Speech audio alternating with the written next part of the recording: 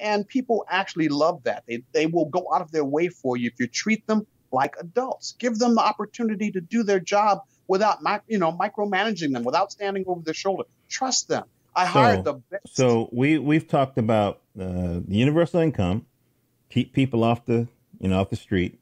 We talked about the benefits of it, probably a reduction in crime, reduction in spending in the criminal injustice system. Probably some health benefits because people are not worried about where the next meal is coming from. We talked about free transportation so they can get from here to there. We talked about working from home because of the internet, and computers. A lot of the jobs that we do can be done from home. And there's, emotional, physical, financial benefits to that. So what makes working from home possible is the internet. What do you think about free access to the internet? All right, so here's what we're talking about. So what you're really talking about in all of these cases is what I call developmental infrastructure. Okay. Infrastructure, the ability to use the environment to build a means by which work can be done. Infrastructure. So having people take a bus to work that doesn't cost them anything is part of infrastructure development. If we're talking about having high-speed internet in every home and that internet connection be free and high quality, that's an infrastructure thing.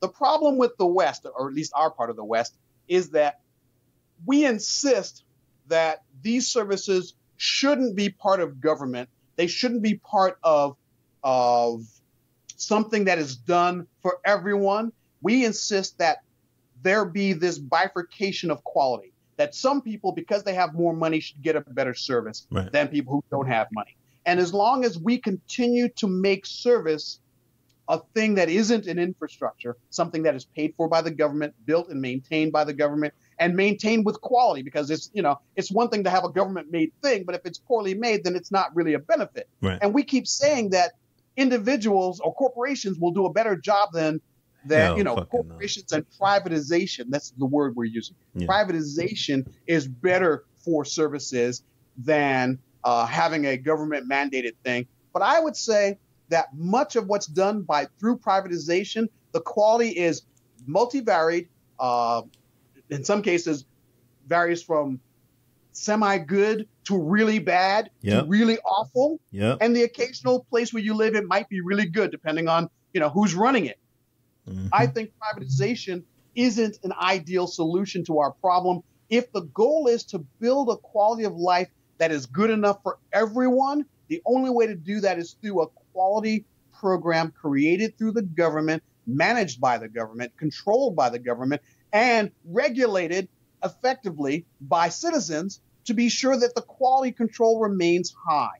Because if it isn't, it's not equal, and thus it does not benefit society. We have to stop thinking about this as let's feed the corporations and ignore society, or feed society and ignore corporations. We can actually have them both exist, but we have to start talking about services that we need, infrastructure services like internet, like mass transit, quality roads, free transportation, getting people to and from work effectively. We have to change how we're doing this. Right, the way we're doing it right now, we're choking cities to death through this idea of lack of infrastructure because nobody wants to pay taxes. We want all the benefits of having a city, but nobody wants to pay for that city. Now, let's clarify. You said nobody wants to pay taxes. When we say nobody, we talking about the courts. I'm talking about big corporations. Right. Listen, when corporations don't pay taxes, you know who pays taxes? You and I. We pay for everything in our infrastructure. So somebody's paying taxes. Well, when I say we don't want to pay taxes, what I really mean is big corporations don't want to pay taxes. And if they did, they would recognize that the infrastructure that they would be developing by paying taxes benefits them with smarter workers, more motivated workers who show up on time, who are rested, who are well fed, who are well slept, who come to work on mass transit that is well paid for and maintained. They are happier, they have less stress, they cost less money, they have less sickness, and society is improved. This is not rocket science. This is simply a fact. But we refuse to acknowledge it because corporations have you convinced that they know more about what you need than you do.